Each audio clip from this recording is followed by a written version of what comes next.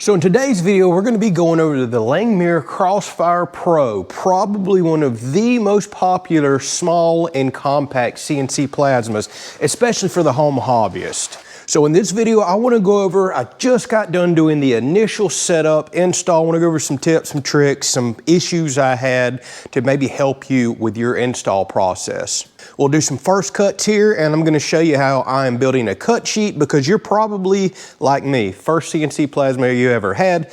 I've did tons of research before diving into this specific model, and I'm going to show you how I'm starting my first initial cuts, building a spreadsheet, and we're going to go over some things that are beneficial, some things I wish I hadn't have bought, some things I'm glad I did, that I think is going to help you build your ultimate package before you place your order. All right, so if you're like me and you've decided this is the model you want for all the reasons, one of the most affordable models out, relatively compact size if you're limited on room like me, and probably one of the biggest benefits, I'll be honest with you, I was dead set I was going with the Eastwood VersaCut 4x4. Cuts a foot wider.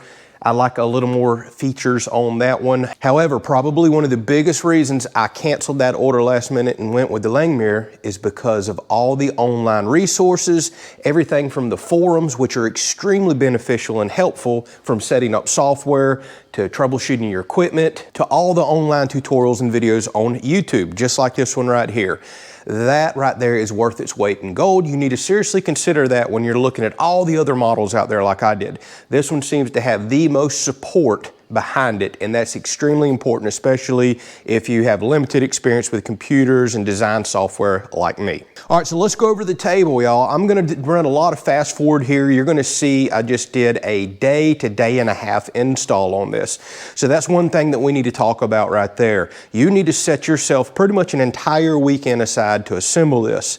Looking at it, it may not look like much, but there is a lot going on here. Lots of fine tuning, adjustments, and things you're gonna wanna really pay attention to. So you need to give yourself about 2 days for a full setup, install, tweaking, adjustment, and getting yourself to where you can make your first cuts. Now it's going to take weeks and weeks longer to truly start learning all the CAD and CAM and design software. That's something that's just going to take time. So as you can see, I got the package in, several boxes. Everything was packaged nice and well. Seriously, not a single scratch on nothing. I love how they wrapped all the individual parts. And then I just started flying through it. So one thing I want to talk to y'all about while we're going through this whole fast forwarding process, listen to me clearly on this. The one gripe I will say that I did have was the instructions. Not that they weren't good. They were actually very, very detailed and good, but there was no instruction booklet, nothing to actually look at. Actually, all they give you is some cards and ask you to scan a QR code, and then you start going through. I did the install from my phone. That was a big mistake on my part. Do not do that. I had to redo lots of things. A phone screen is too small to be going through that, and I did it because, well, I scanned the QR code, but I should have emailed it to myself and pulled all the instructions up on a laptop. So as you're using the phone, here's the other problem. You can't actually zoom into all the pictures they have. I had to click on each picture. I had to download the picture. Then I had to go to my gallery and then blow it up. And I made the process a little aggravating by doing that. Trust me, you're already going to need a computer or a laptop for one of these anyways. Get that out in your shop. Forward the instructions to yourself, email them to you, then you'll have the link to open up. So much easier and clearer to follow on a big screen. I really wish they would charge a few more dollars and include a color pamphlet booklet. I just personally prefer that so I can carry it to wherever I'm working and building and be able to flip pages. Having to go back and forth between my phone and then eventually a computer, I did miss some steps and kind of mess up. But again, the instructions are extremely detailed. It's no lacking on their part when it comes to those. All right, so since we're talking about install, again, I'm not gonna do a full unboxing and build video here. It would be hours long. It takes that long right here, and the instructions are detailed enough to follow. But let's go over some points and areas where I messed up and where I extended my install time, had to redo some things. I'm just gonna point some stuff out. Pay attention, this is key. You may mess up on some of the same things I did, and I wanna save you the time and aggravation of having to redo stuff. Okay, so let's go over some basics, but you can actually kind of mess up on this. So you see the mainframe tube right here, that goes on the bottom side of this tube. I messed up and had to redo the whole frame that I put together. That's the first part that you're going to start installing. So keep in mind this tube goes on the bottom side of this. Pay attention to the legs. Not all legs are the same. Some have these pre-drilled holes in them right here. I got lucky. I missed that step looking at the tiny instructions on my phone, but these are to actually mount your electronics enclosure. And due to the way that all the wires are set up for your stepper motors, the electronic enclosure, you seeing this right here, it goes on the back left-hand side when you're looking at it from the front. So you need to make for sure that you have one tube over there with those same holes that I just showed you to mount the electronics enclosure in it. For some of you, it may get confusing. It doesn't tell you what's front or back. See how this actually hangs over on the back? These bars go long. That's a quick reference point for you. This is your back side. The tubes do not hang over on the front side. So that'll help get you a good frame of reference as you're putting this together. So keep in mind as you're putting things like these bearing blocks right here on. Another area where I really messed up, it was hard to see in the instructions. You see 2 of these actually have set screws and adjustments. Those need to be where you can access them. Make for sure it's not on the bottom side or outside to where this threaded rod's gonna mess it up. I had to wind up flipping around and redoing all that. So all of these come with adjustments. That's for tensioning your bearings to the actual bar here. Make sure those are up and in. Same thing on this side, set screws up and in. Also, do not rush through this. You're gonna wanna leave all these slightly loose, including these plastic nuts, I'm gonna call it right here, that the threaded rod goes through. All this stuff, do not rush ahead. People are bad about doing that, tightening everything up as you're putting it together. You're gonna have to make fine-tuning adjustments to all this. This is why you're gonna need to set some time aside. Don't rush through and tighten everything up or you're gonna wind up having to loosen it all. You'll tighten all that at the very end. Same thing for your legs. You're gonna wanna leave these loose, put everything together as you can start setting your stuff up, because you're gonna come back in and put these gussets and braces in later, and you're gonna need to be able to tweak legs, get everything nice and square. So whenever the instructions tell you to don't tighten stuff, all the way from these bolts, the majority of stuff it's gonna tell you to leave loose for fine tuning. Trust me, you're gonna wanna do that or you're gonna be taking it all back apart. Save yourself the aggravation. Pay attention to that. So here is my water pan. Another important point I want to talk about right here. They include silicone. You can see I got it all in here. This is a step where I messed up. You're going to be excited and ready to put this thing together and you're going to try to use it late that day. Maybe you're going to do it all day and all nighter and put this together, which is very possible. You can do that. The first thing you should do, I wish this was the first step, go ahead and put your pans together and silicone them, because they recommend 24 hours for the silicone to set up before you add water to this. Technically, yes, you can cut without water, but if you cut at high amperage, you could blow through the bottom of your table. So I recommend the very first step you do, take your 2 pans out. Y'all can see all the bolts in here. You're gonna have to clean them. These do have lots of factory oils on them. Make for sure you clean that off with rubbing alcohol or lacquer thinner. And then you're gonna run a bead of silicone all the way down, put both your pans together, and you're just gonna bolt them with all these little bolts.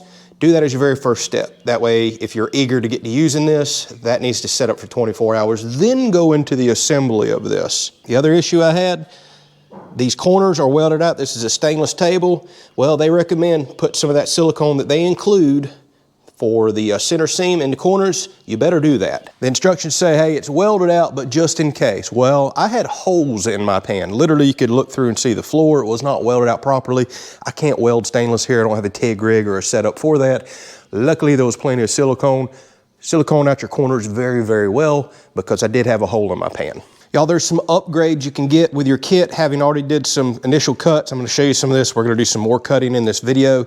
I highly recommend you get these limit kits right here, the limit switch kit. There's one here, and there's one on the backside tube. That allows your machine to home itself, know exactly where it's at. It's nice to be able to set that up and use it. I recommend that. Also, highly recommend the torch height controller. You see all these extra wires and stuff I have here. You can set these up to where you manually adjust right here with this knob, your torch height control. Well, things are gonna warp and bow, especially thin sheet metal as you're cutting. I highly recommend you spend the extra money on the automatic torch height control. It'll go down, it touches the sheet, knows where it's at, and keeps a perfect spacing off of the sheet.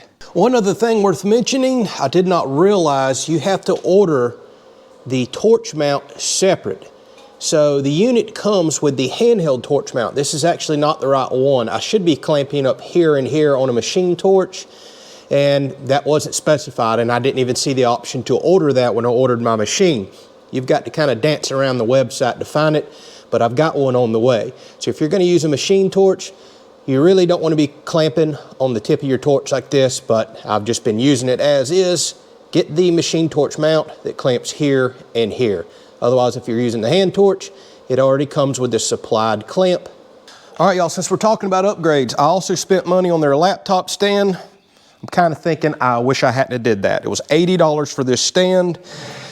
First of all, I guess I'm kind of a bit nervous having electronics around a water table, but my plasma cutter's by the water table, the electronic enclosure's by the water table. I guess no more splashing than I've already seen. Your computer should be okay.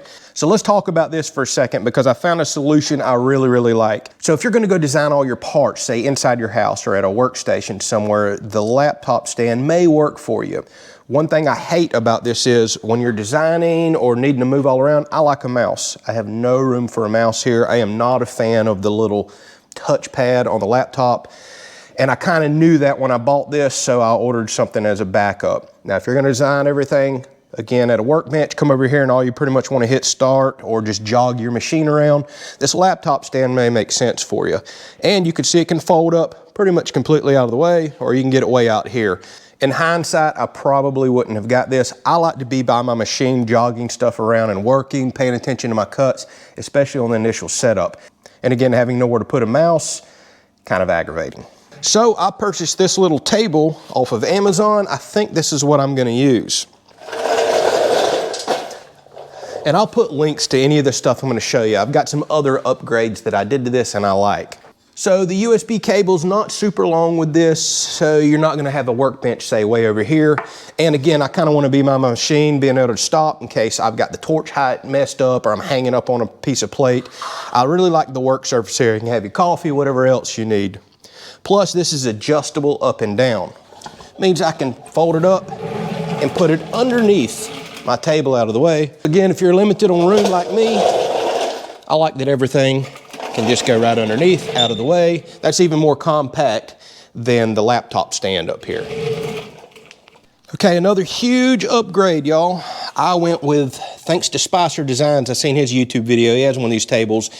The one gripe that I did not like about the Crossfire Pro is it comes with permanent feet. No rollers, no way to move this. That's one thing I really liked about the Eastwood. But I've seen Spicer Designs put these movable leveling feet on here.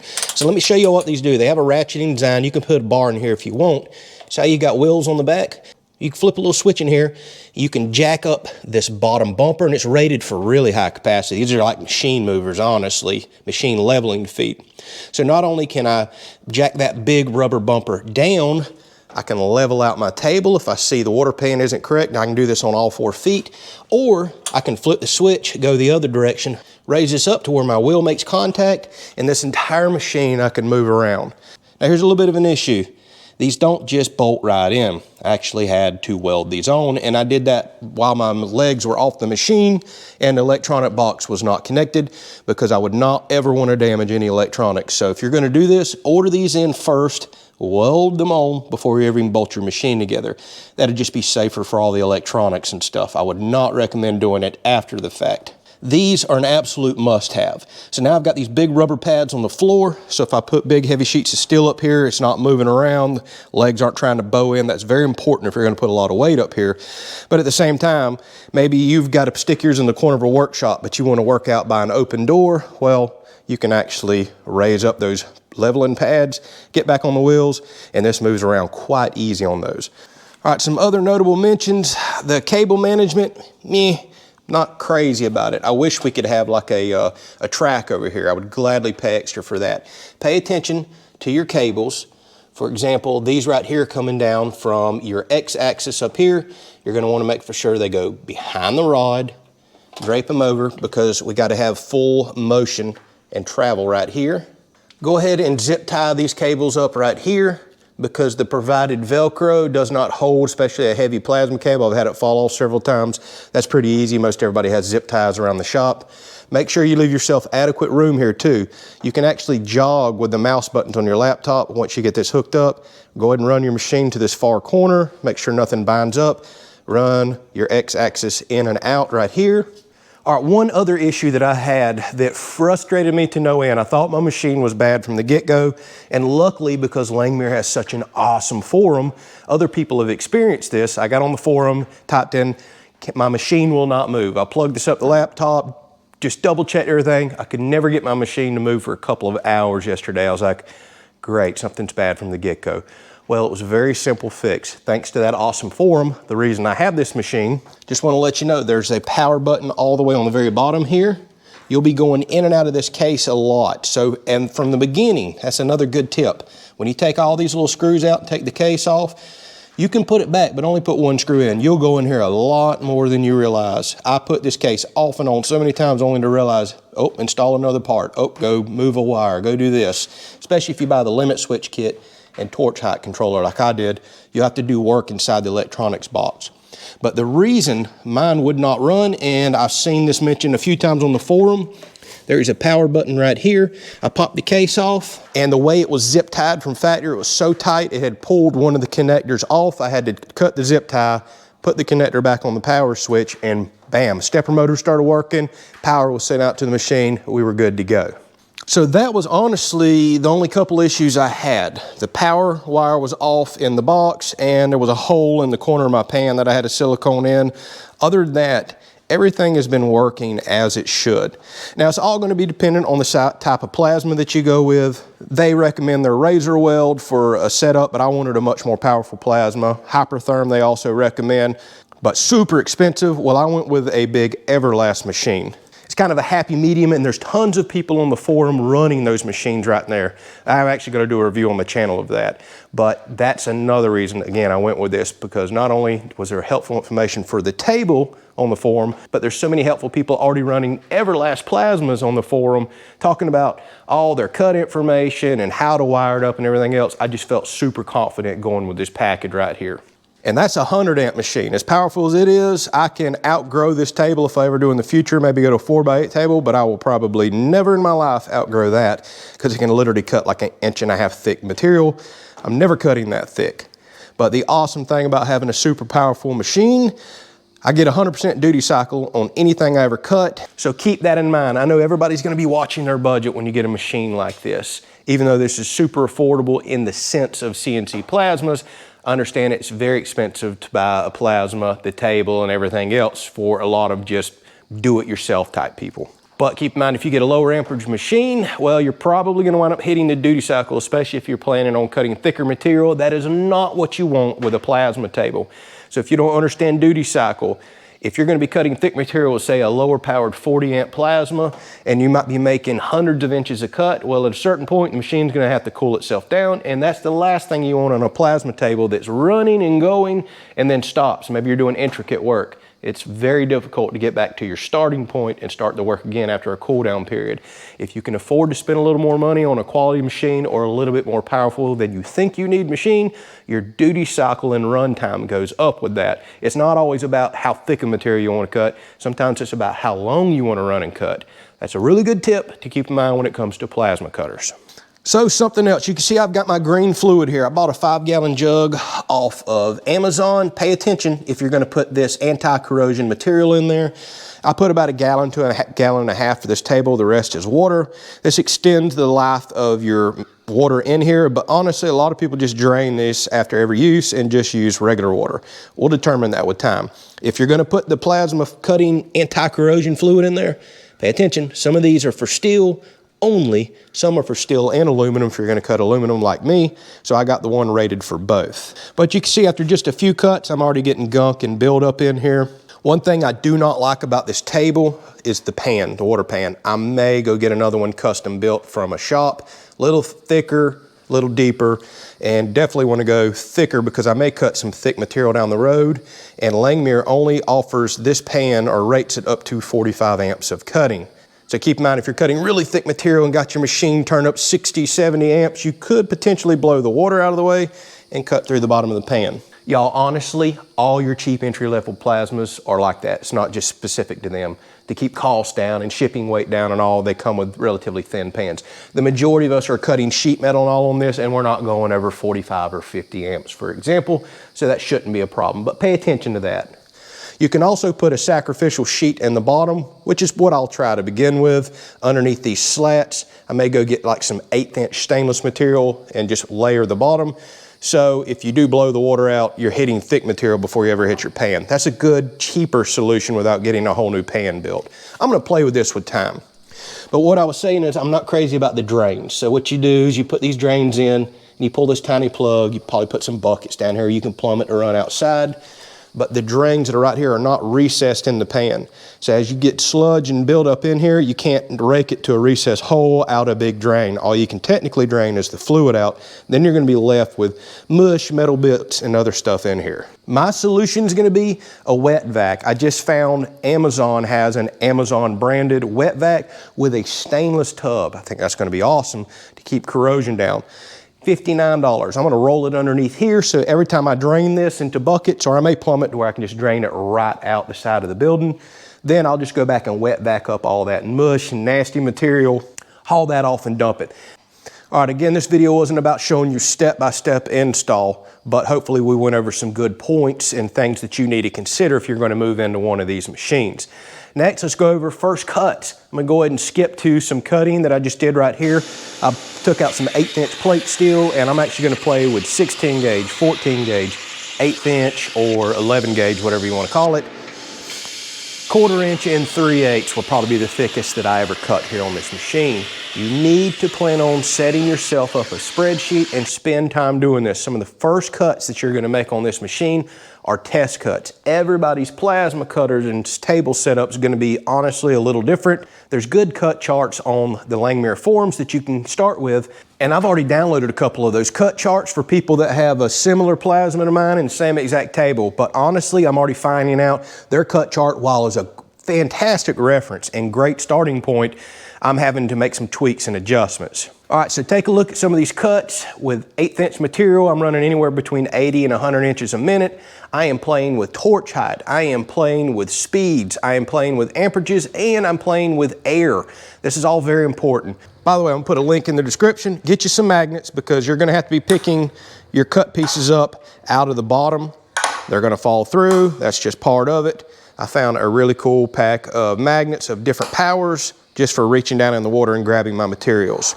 So let me show you why it's so important to set you up a spreadsheet right here and to test with your machine. So here's some of my very first cuts. Too fast, didn't even cut all the way through, left a section right there, again over here. Oh, over here, see this one didn't come out all that was a beautiful cut because my pierce delay, time that the machine starts, pierces, was way off. So it kind of already started taking off and then lit itself. These are all the things that you're gonna be messing with. So some of my first cuts, not too good. Didn't get them out, but I learned a lot. Once I slowed the machine down, played with my amperage and other stuff, I've started getting clean-ish cuts and knocking plugs out. Starting with a small circle is perfect. By the way, another awesome thing about Langmuir, I can't brag enough about the way they've set their forums up. They have what's called Fire Share program, to where you can go get free designs already set up for members. You can share yours, other members share theirs. So if you're new like me and you're ready to get to cutting, but you have no idea how to design a part, that's something I'm gonna learn over the next few weeks, but you wanna test your machine, I just went on there and grabbed somebody that already had a circle ready to go, and they already had all the settings in to test your torch height control too. Careful, some of the programs that you grab on there, or some of the files I should say, aren't set up for torch height control, because that's an accessory that you can add on, and I really wanted to test that feature as well. So I pulled a circle that they had on there. By the way, it was huge, 24 by 24 inches. I sized it down after I watched a quick tutorial on how to do that in the fire control software that comes with this machine, and I started cutting. So take a look at the first plug I cut out. You see the blowout right there to where the plasma was, and you see the dross on the edge and side right here.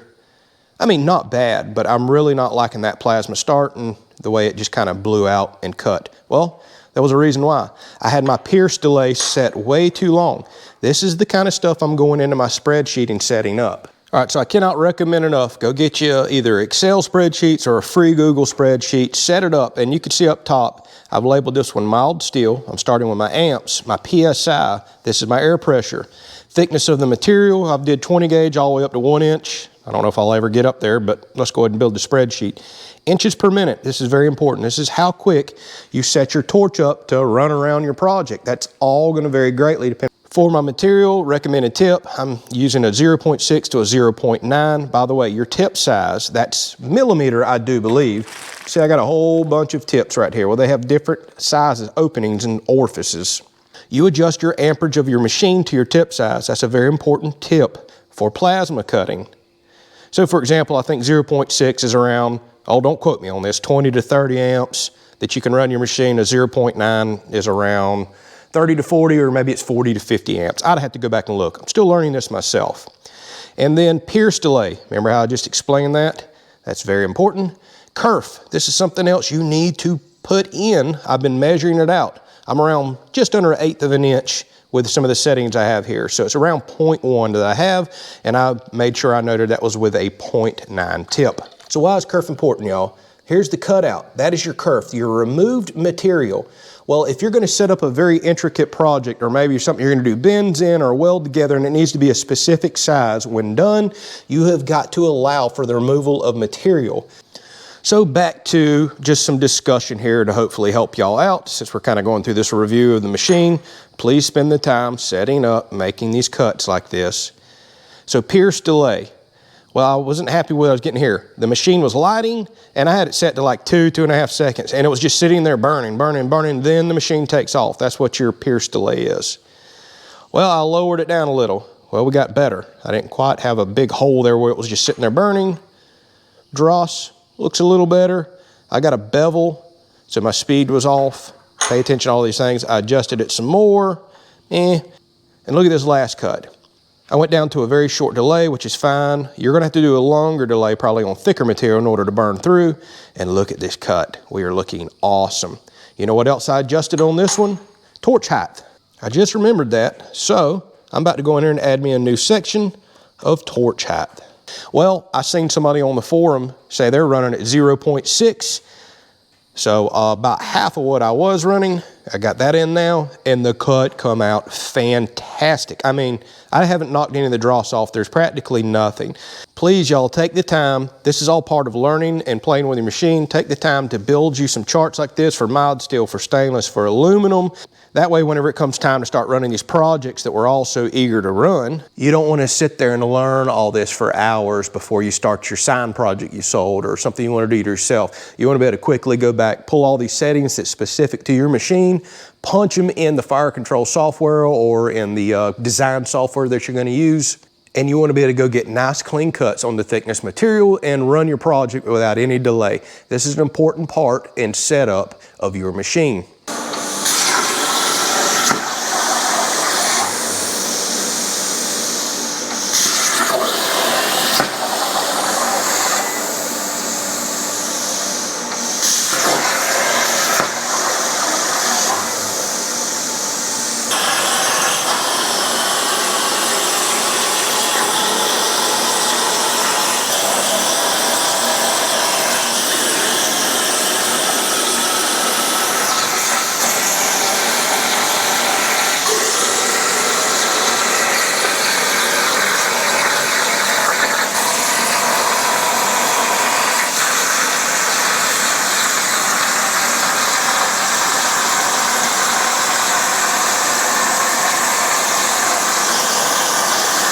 Let me show you some stuff I'm already working on. This I'm actually working on in another video for an upcoming project on our main channel.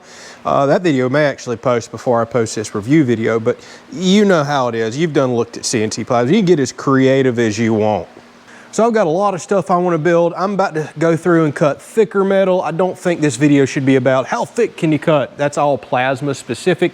You're already seeing some of the stuff that we can do on the table, but the sky's the limit on what you can create one of these things. As long as you stay within 48 inches by 33, I think it said, you can cut, you can build. So we're going to be doing signs, gussets, brackets. We're going to be building excavator and tractor equipment with some of the pieces that we're going to cut out of here and weld together.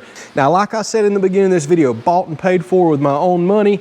I'm not an affiliate. I don't have a discount code or anything. It just so happens a friend of mine does have a discount code and a link which will save you $100 if it's still active. I used his link to buy mine to save me $100. So my buddy over at Spicer Designs has one of these tables, has lots of awesome information on the internet. He's the reason I turned around and bought one of these. So as a thank you to him, I'm gonna put his link and code down in the description. Again, this is not an affiliate or sponsored video. I'm just trying to help a buddy out here. So if you use that link, he probably will get a commission. That's usually the way it works. I'm putting that disclaimer out there, and you're gonna save $100 like I did whenever I ordered mine. So Thank you, Kyle. If you happen across this video, hopefully we'll send some people to you. If I ever become an affiliate, hey Langmuir, I'll be sure to post some codes and links anytime we do videos on this, especially on all of our other channels. Thanks so much for watching. We'll catch you on another one. And if you want to see all the creation stuff that we're going to build with this, I have 2 other channels where we do stuff around the farm and homestead, and another channel that is strictly about building and creating. I'll put links to those down in the description. Catch you on the next one.